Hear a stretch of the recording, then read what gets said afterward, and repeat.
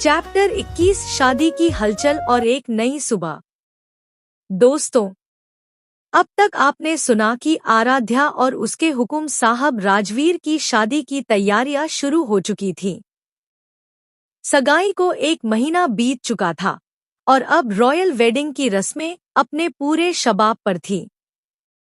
जोधपुर का शाही महल, जहां आराध्या का घर था, आज एक बार फिर खुशियों, रौनक और हलचल से भर चुका था। सुबह की रौनक, सुबह के सूरज की हल्की किरणें महल की जालीदार खिड़कियों से छनकर संगमरमर के फर्श पर सुनहरी लकीरें बना रही थी। आंगन में काम करने वाले लोग इधर-उधर भाग रहे थे। कोई फूलों की सजावट में लगा था, कोई मिठाइयां सजा रहा था, तो कोई कपड़ों के डिब्बे लेकर सीढ़ियां चरुतर रहा था। महल की दीवारों पर आज उत्सव की चहल पहल थी। हर ओर बस एक ही चर्चा। आज से शुरू हो रही है आराध्या बिटिया की शादी की रस्में। आराध्या का कमरा, महल के बीचों बीच, ऊंची छतों और जालीदार खिड़कियों वाले एक सुंदर से कमरे में आराध्या अब भी गहरी नींद में थी। उसके चेहरे पर शांति और मासूमियत थी, जैसे जिंदगी के सारे शोर से वह कुछ पलों के लिए दूर चली गई हो। चारों तरफ फूलों की हल्की महक फैली थी और खिड़की से आती ठंडी हवा उसके बालों को सहला रही थी। कमरे की दीवार पर टंगे घड़ी की सुइयां 7:30 का समय दिखा रही थी। बाहर पूरा महल जाग चुका था। बस हमारी राजकुमारी अभी भी सपनों की दुनिया में थी।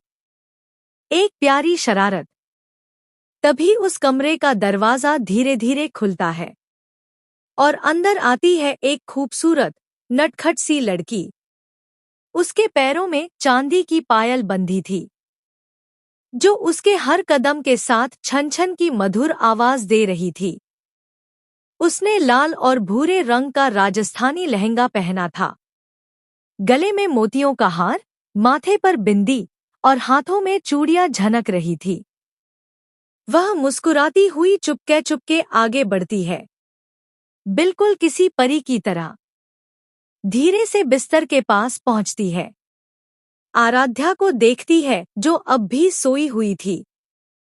बाल बिखरे हुए, चेहरा मासूम और आंखों पर नींद का बोझ। वह लड़की कुछ पल उसके चेहरे को देखती है और फिर अचानक जोर से चिल्लाती है, आराध्या, उठ जा, तेरी शादी है आज। आराध्या की हड़बड़ी। क्या क्या हुआ? भूकंप आ गया क्या? आराध्या झटके से उठ बैठती है। उसके बाल चेहरे पर गिर रहे थे, आंखें अभी भी नींद से भारी थी। वह चारों तरफ देखती है। क्या हुआ? सब ठीक है ना? खिड़की से छनती सुबह की रोशनी कमरे में फैल रही थी। तभी हंसी की एक चमक सुनाई दी। आराध्या की नजर उठते ही सामने खड़ी अपनी हमउम्र सी लड़की को देखकर जोर-जोर से हंस पड़ी। वही अवनी, जो हमेशा शरारतों और मोहब्बत से भरी रहती थी, मुस्कुराते हुए कमरे में आई और बिना किसी झिझक के सीधे आराध्या के ऊपर कूद पड़ी। अवनी दीदी, आराध्या हंसते हुए बोली, लेकिन झट से गिरते हुए दोनों फर्श पर लौटने लगी। फर्श मोटी, नरम कारपेट से ढका हुआ था, इसलिए किसी को खरोंच तक न आई। कुछ पलों की चहलकदमी के बाद दोनों एक दूसरे की तरफ झुकीं और फिर जोर-जोर से ठहाके लगाकर हंस पड़ी। हाय, तुम मुझ पर ही कूदोगी तो मैं कैसे बचूं? अवनी थोड़ी सनक कर बोली। ये सजा है तुम्हारी, मुझे सोते हुए हंसाने की। आराध्या ने झेड़ते हुए जवाब दिया। फिर आराध्या उठकर खिलखिलाई, दीदी, तुम इतना लेट क्यों आ रही हो? मैंने तुम्हें बुलाया था। अवनी बोली, तेरी मासी के वजह से हमें देरी हो गई। उसकी आवाज में हल्की सी खिंचतान थी, पर चेहरा मिलनसार ही था। अच्छा, मासी के कारण? ठीक है, पर अब जल्दी तैयार हो, सब लोग नीचे इंतजार कर रहे हैं। तेरी शादी नहीं, मेरी शादी का ये दिन है। आराध्या ने दीदी की बाहें पकड़ी और उसे उठाकर तैयार होने के लिए धकेला। अवनी मुस्कुराई, चलो, चलती हूँ, वरना तेरी मासी फिर मुझसे डांटेगी। नीचे के हॉल में हलचल और भी तेज थी। मेहमान आ रहे थे, फूलों की सजावट हो रही थी और हर कोई उत्सुकता से मुग्ध था। अवनी नीचे आई तो उसने अपनी माँ यानी आराध्या की मौसी अंकित जी को देखा।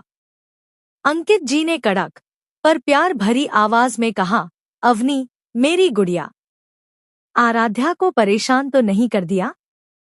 अवनी हाथ जोड़कर बोली, माँ, मैंने बस उसे नींद से उठाया।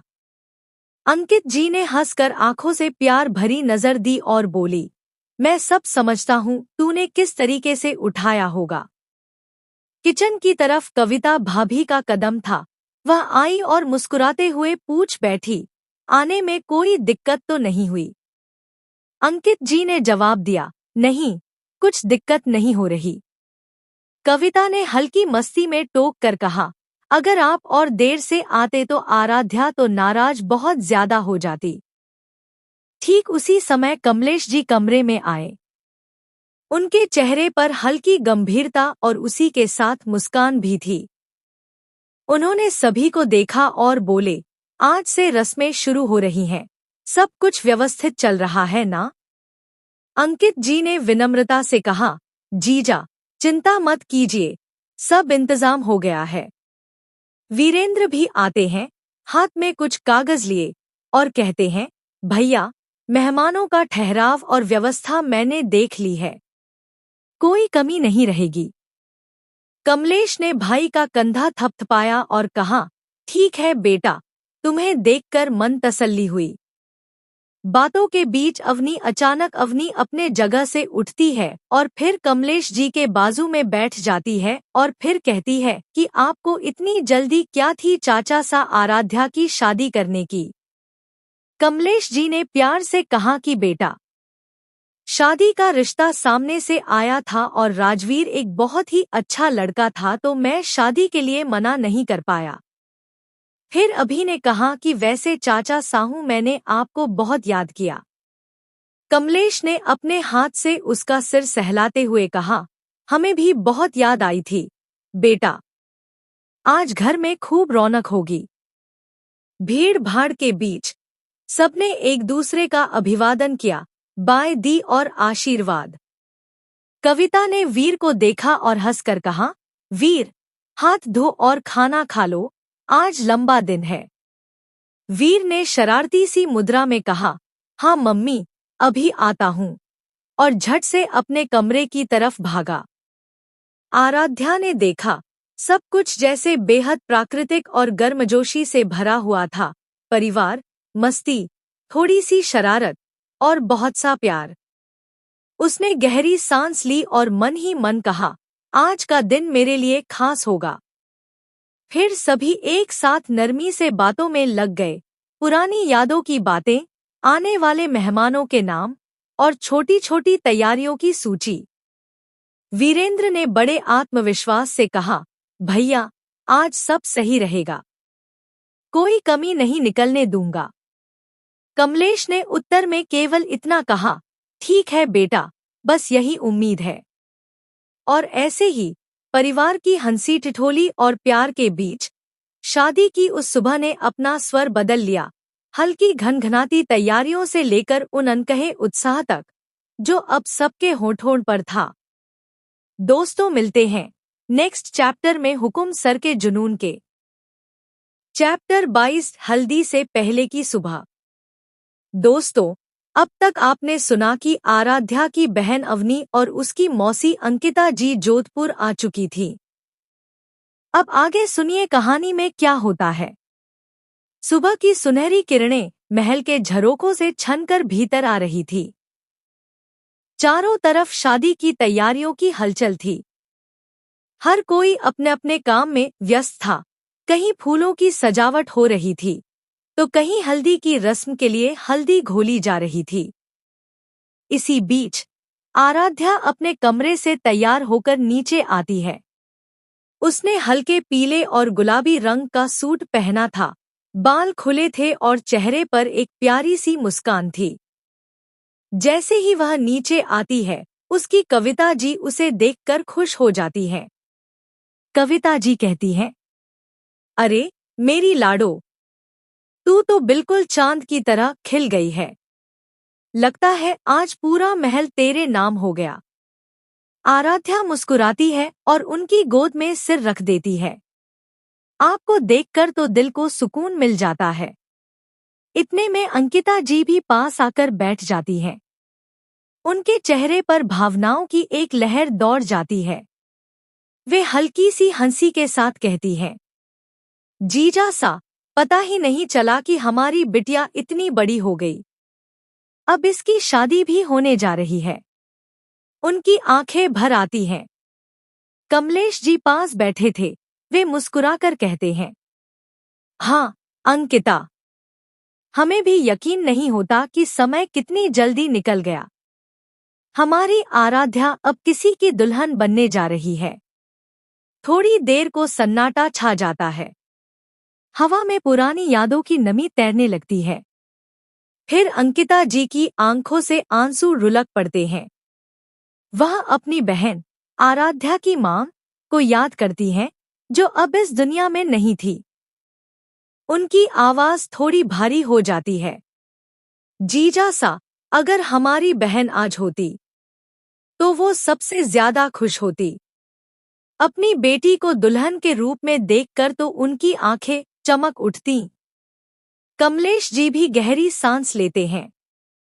हाँ, वो होती तो आज पूरा महल उनके हंसी से गूंज उठता।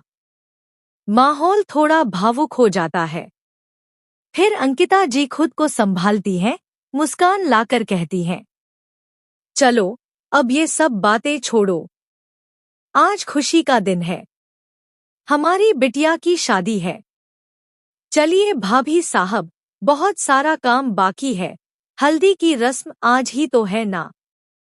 कविता जी मुस्कुराती हैं और अपने पल्लू को कमर में खोसती हुई कहती हैं, बिल्कुल।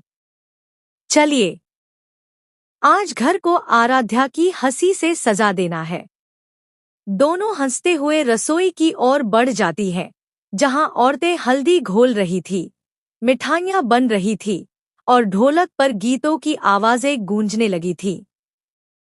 मेरी बन्नों का सजन आए रे।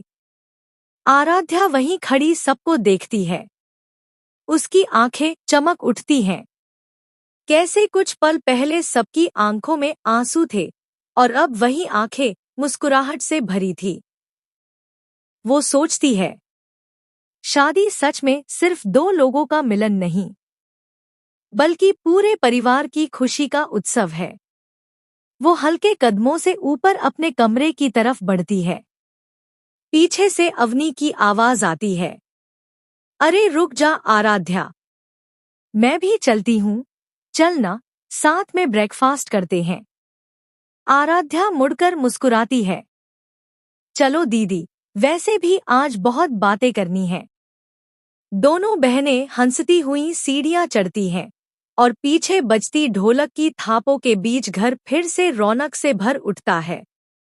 महल के ऊपरी मंजिल पर सूरज की किरणें सुनहरे पर्दों से छनकर अंदर आ रही थी। कमरा फूलों की खुशबू से महक रहा था। आराध्या अब पूरी तरह तैयार थी। पीले रंग का हल्का लहंगा, बालों में गजरा और कानों में छोटी सी झुमकी। उसके चेहरे पर हल्की सी चमक थी, जैसे खुद सुबह की किरणें उसमें उतर आई हों।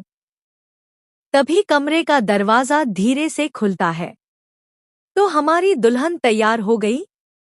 अवनी मुस्कुराते हुए अंदर आती है, हाथ में मोबाइल लिए हुए। आराध्या मुड़ती है, दीदी, आप तो हमेशा टाइम पर ही आती हैं, आज फिर? अवनी हंसते हुए कहती है, अरे छोड़ो, आज तो मैं तुम्हारी ब्राइड्समेड हूँ, थोड़ा तो स्टाइल दिखाना बनता है। फिर वह हंसते हुए मोबाइल निकालती है और राजवीर की तस्वीर दिखाती है। और ये देखो, तुम्हारे होने वाले दूल्हे राजा। ओहो, कितना हैंडसम है यार, बिल्कुल किसी फिल्म के हीरो जैसा। आराध्या एक पल के लिए तस्वीर देखती है और उसके होंठ पर हल्की सी मुस्कान तैर जाती है। दीदी, बस कीजिए। आपको तो सब कुछ मजाक लगता है। अवनी फिर शरारती अंदाज में कहती है। तो फिर बताओ ना, जब वो पिछली बार जोधपुर आया था, तुम दोनों घूमने गई थी ना? क्या बात हुई थी? आराध्या थोड़ा शर्मा जाती है। कुछ नहीं दीदी, बस ऐसे ही बात हुई थी।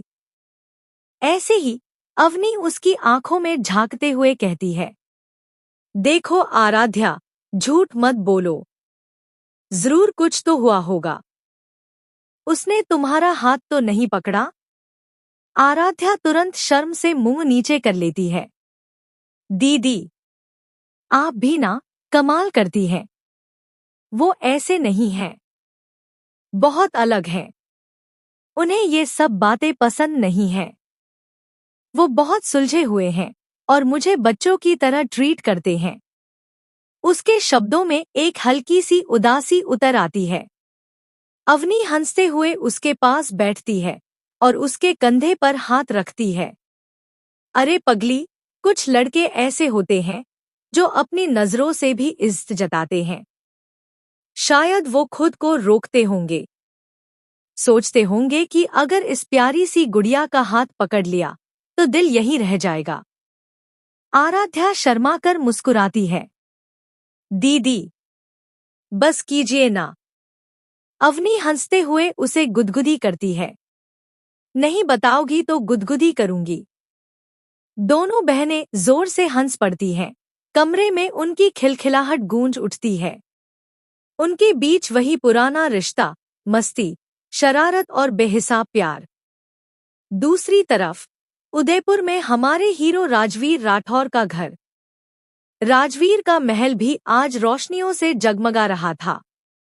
बाहर आंगन में पीले फूलों से मंडप सजा था और भीतर राजस्थानी गीतों की गूंज उठ रही थी।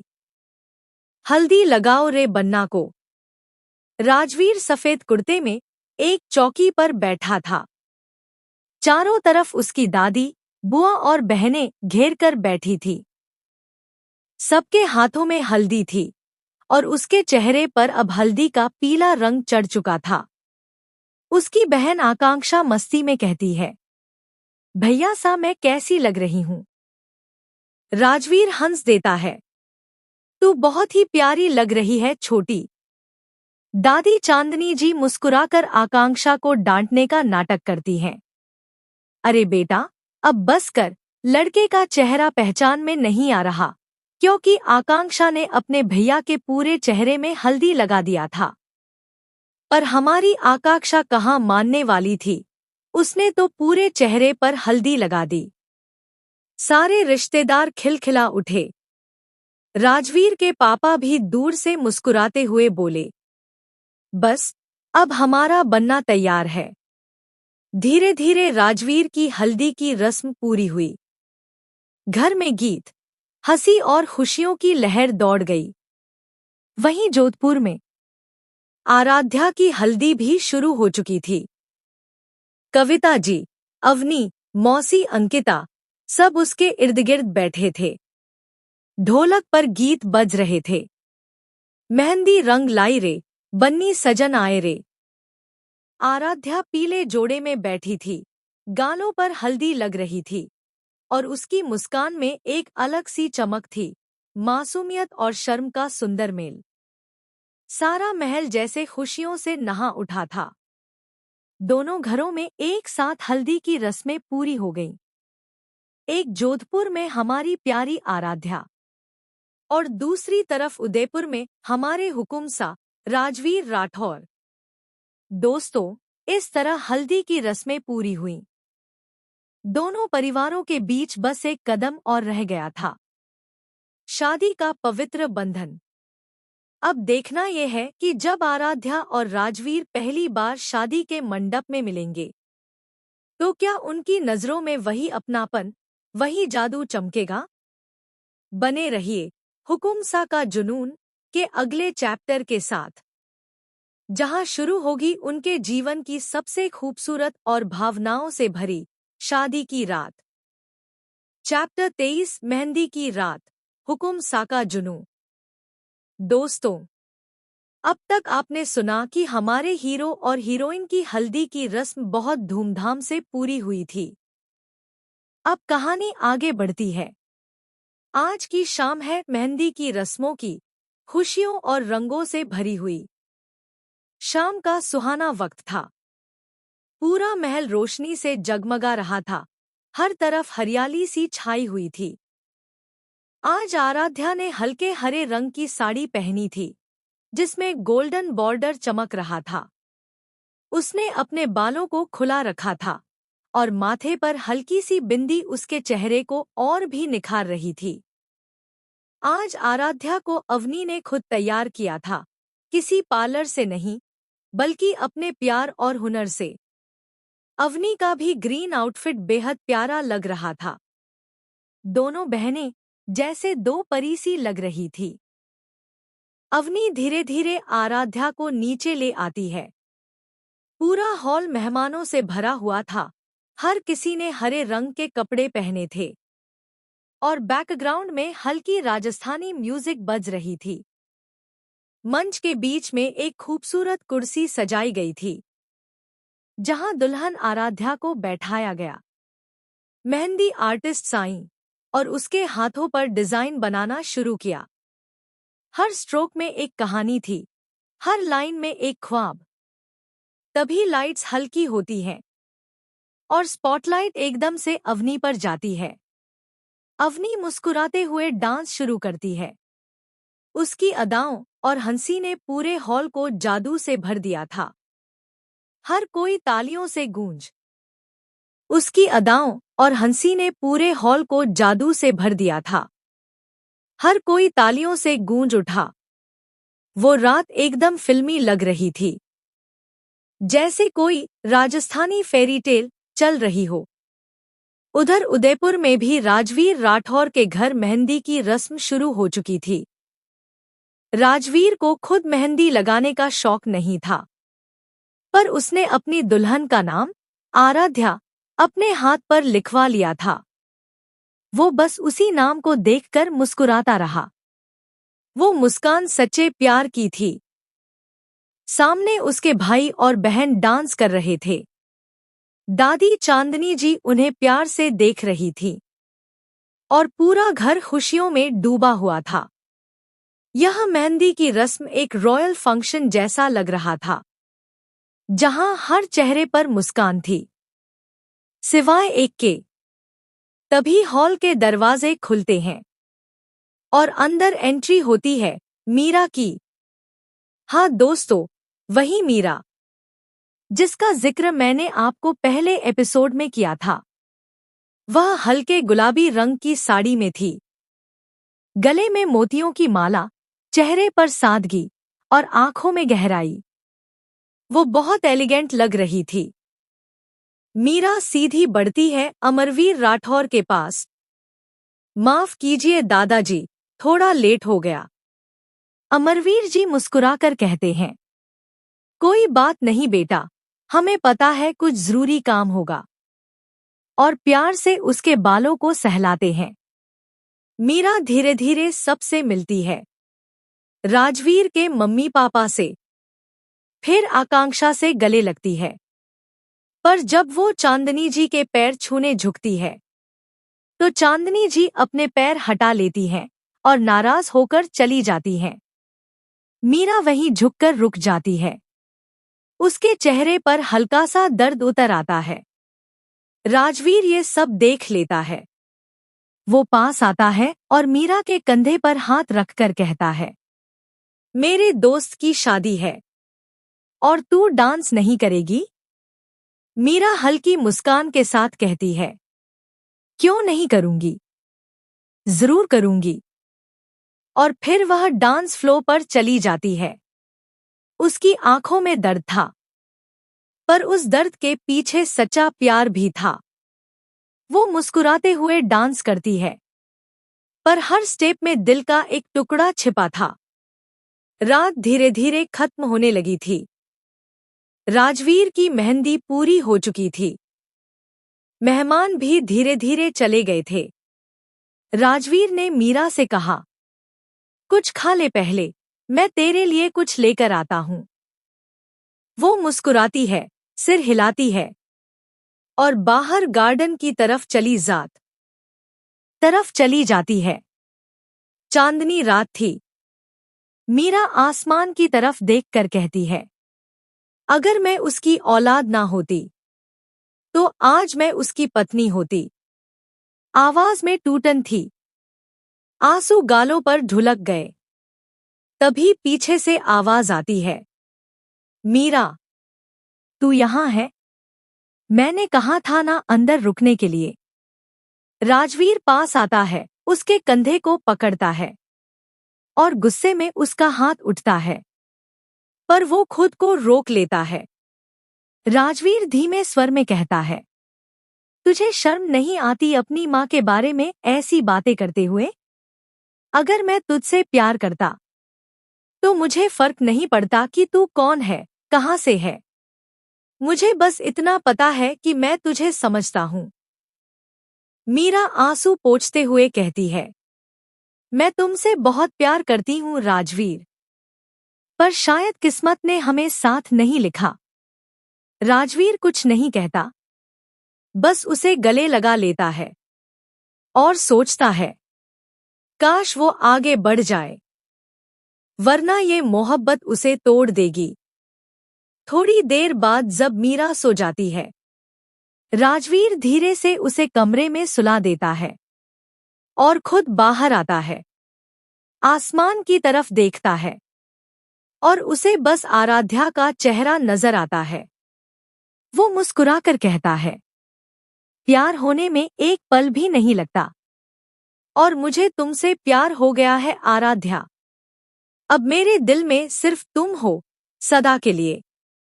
तो दोस्तों, यही था हुक्मसा का जुनून का यह शानदार और भावनाओं से भरा चैप्टर 23 मेहंदी की रात।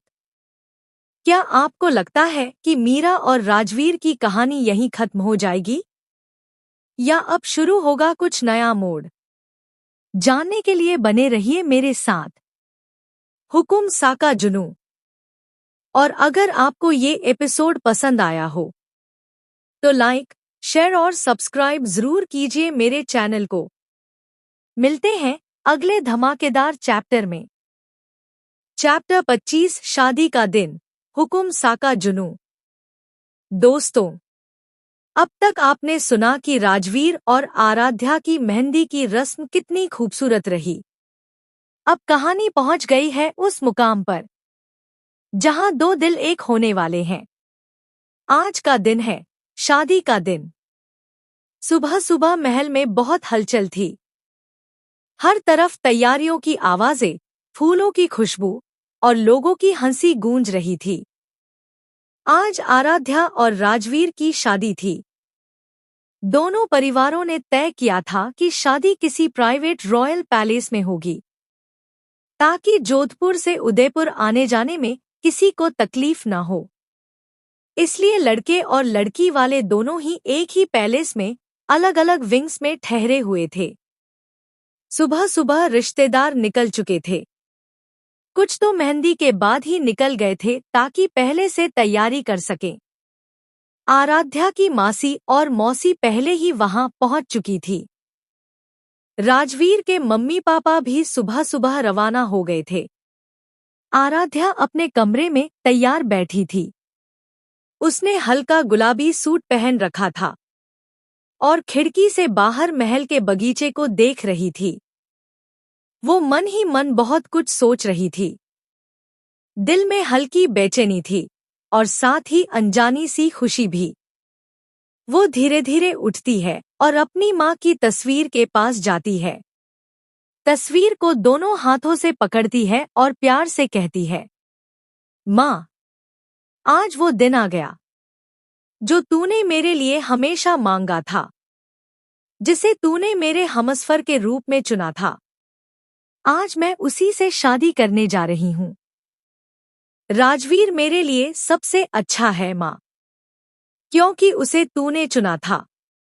उसकी आंखों से आंसू छलक जाते हैं। वो तस्वीर को चूमती है और फिर अपने कमरे को आखिरी बार निहारती है। धीरे धीरे सीढ़ियां उतरती है। नीचे पूरा परिवार खड़ा था। कमलेश जी अपनी बेटी को देखते हैं और गर्व से मुस्कुराते हुए उसका हाथ पकड़ते हैं। कविता जी थोड़ी घबराई हुई थी। अरे जल्दी चलिए, बहुत काम बाकी है।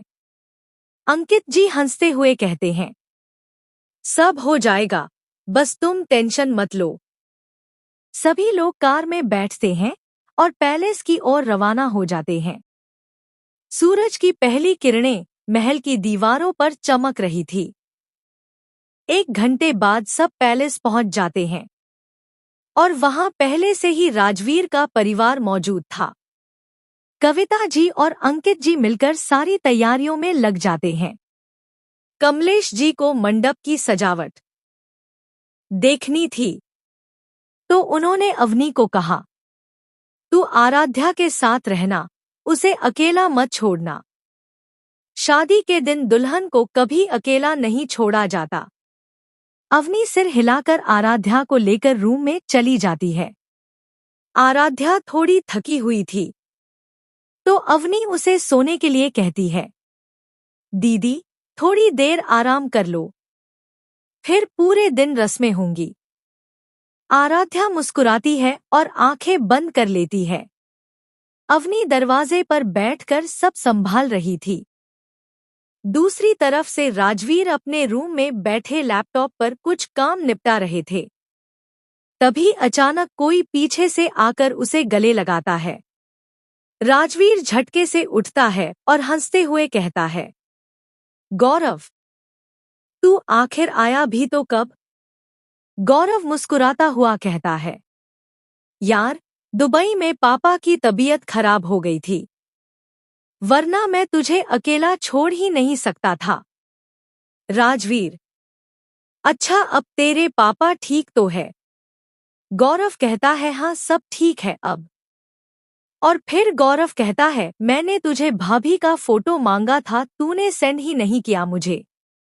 राजीव हंसकर बोलता है कि क्यों करूं सेंड, तू आकर देख ले इतना अपनी भाभी को। गौरव तुरंत उसका फोन खींच लेता है।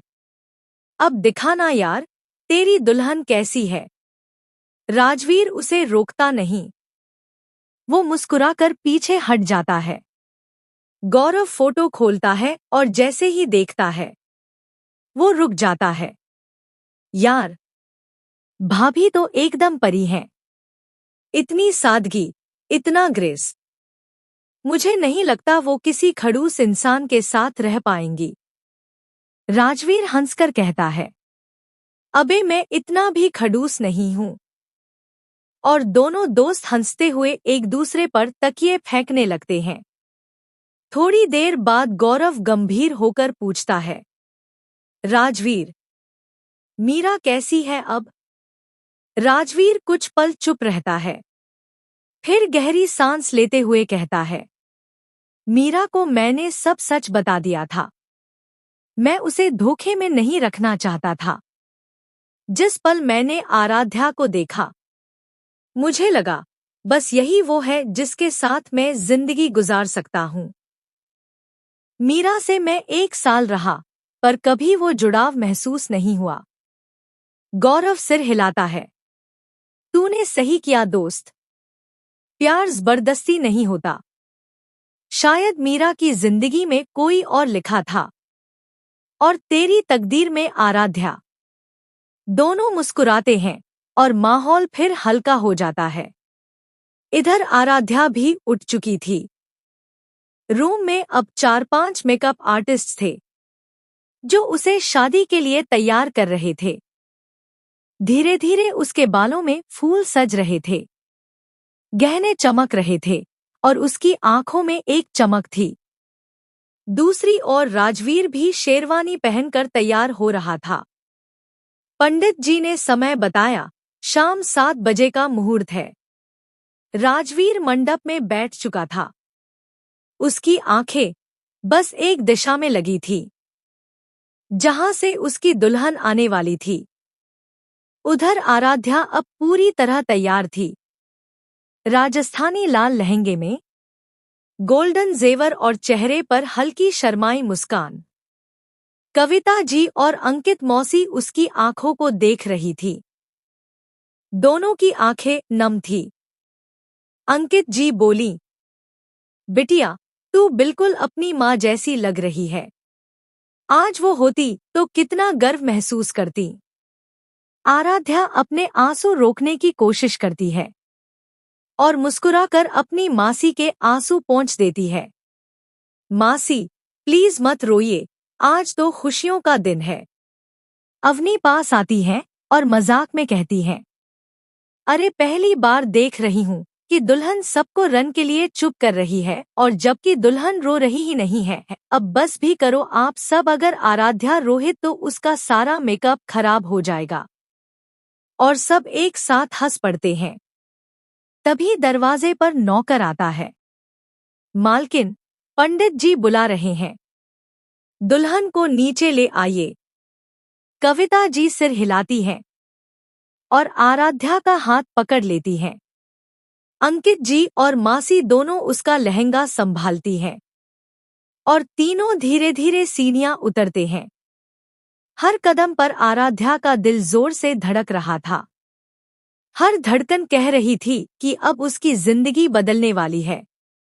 तो दोस्तों, यहीं खत्म होता है हमारा चैप्टर 25, शादी का दिन। अब क्या होगा जब आराध्या और राजवीर आमने सामने होंगे मंडप में? क्या दोनों के दिलों की धड़कनें एक हो जाएंगी? जानने के लिए बने रहिए मेरे साथ। हुक्म सा का जुनून। अगर आपको यह एपिसोड पसंद आया हो तो प्लीज इसे लाइक, शेयर और सब्सक्राइब कीजिए मेरे चैनल को। आपका प्यार ही मेरी अगली कहानी की प्रेरणा है। हुकुम सा का जुनून चैप्टर 25। दोस्तों, अब तक आपने सुना कि आराध्या और राजवीर की शादी के रस्में शुरू हो चुकी थीं। मेहंदी और हल्दी की सारी रस्में पूरी होने के बाद अब वो पल आ चुका था जिसका इंतजार दोनों परिवारों को था, राजवीर और आराध्या की शादी का शुभ मुहूर्त। सुबह से ही पूरे महल में चहल पहल मची हुई थी। हर कोई अपने अपने काम में व्यस्त था। फूलों की महक और शहनाई की मधुर धुन से पूरा पैलेस जैसे स्वर्ग लग रहा था। राजपूत खानदान की शान और राठौर परिवार की परंपरा दोनों का संगम था आज इस विवाह में। शाम का समय था। महल का हर कोना दुल्हन की तरह सजा हुआ।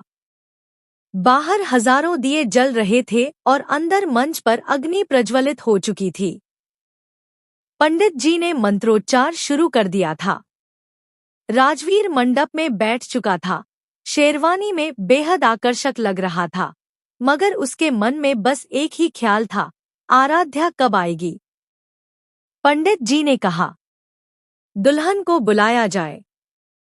यह सुनते ही सबकी निगाहें मंडप की ओर मुड़ गईं। राजवीर के दिल की धड़कन तेज हो गई। उसके कानों में कदमों की आहट पड़ी। वह समझ गया कि उसकी आराध्या आ रही है। वह मन ही मन मुस्कुराया।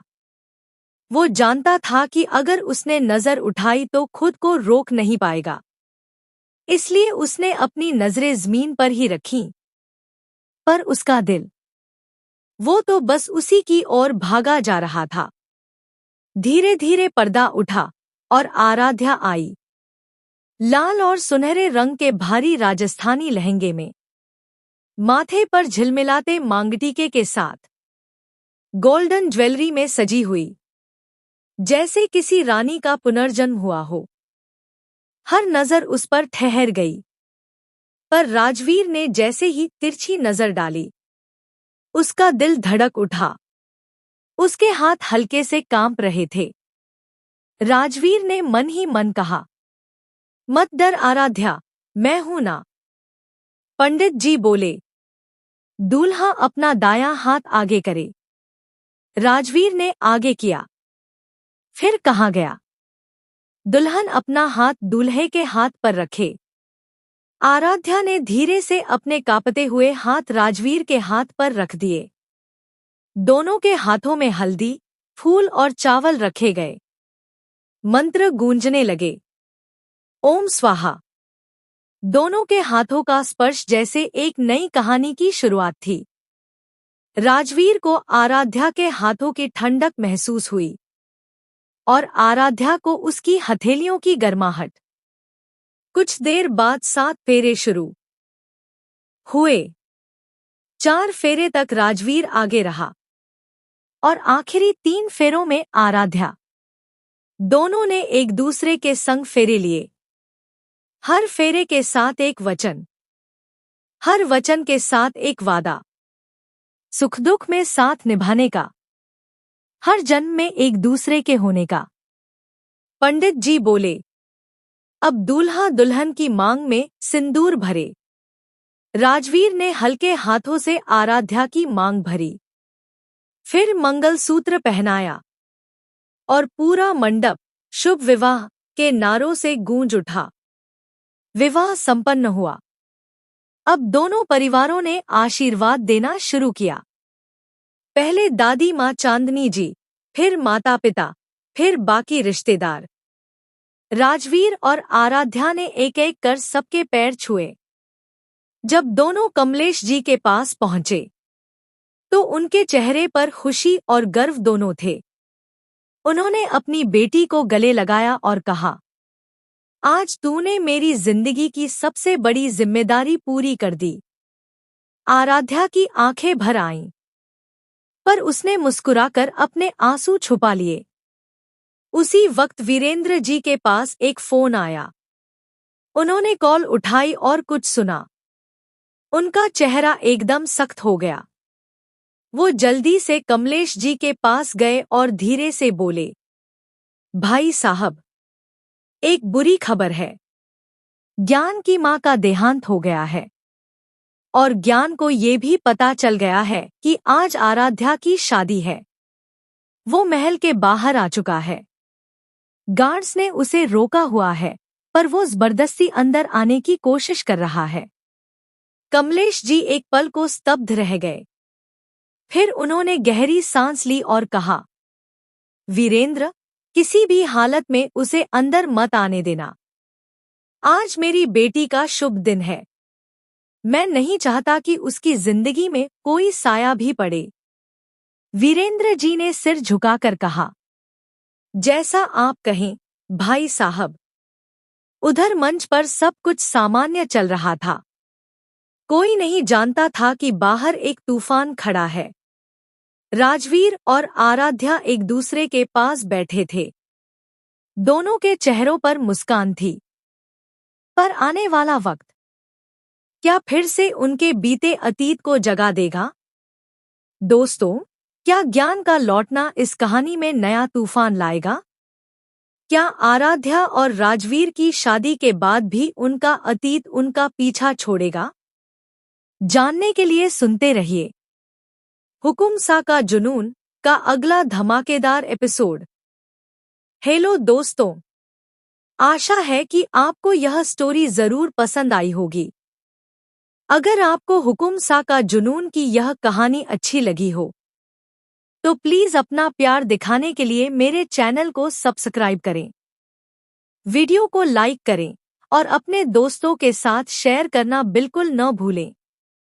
दोस्तों, इस कहानी में मैंने राजस्थानी शादी के रिवाजों को दिखाने की कोशिश की है। मैं खुद राजस्थानी नहीं हूँ, पर जितना भी रिसर्च और जानकारी मैं गूगल से ले पाई, उसी के आधार पर मैंने यह कहानी तैयार की है।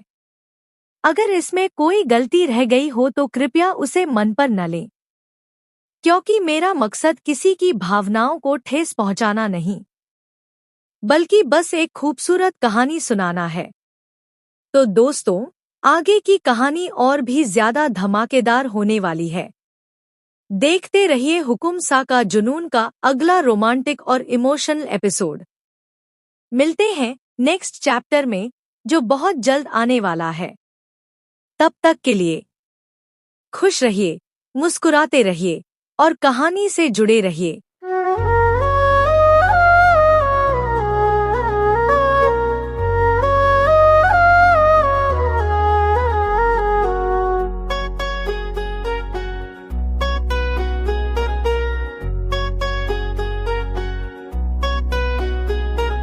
घूंघट में लाज राखूं, नैनों में बात है, चोरी की खड़ंक सूं, हिवड़ में रात है। पधारो हारे सपना में, फूला सा मुस्कायो, ओ हुक्म सा थारो नाम दिल पे छायो।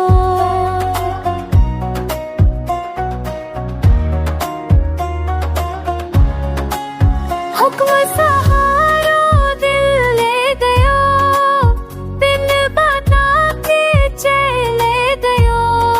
थारी मुस्कान में जादू है कोई, प्यार राजाम तू पिलायो।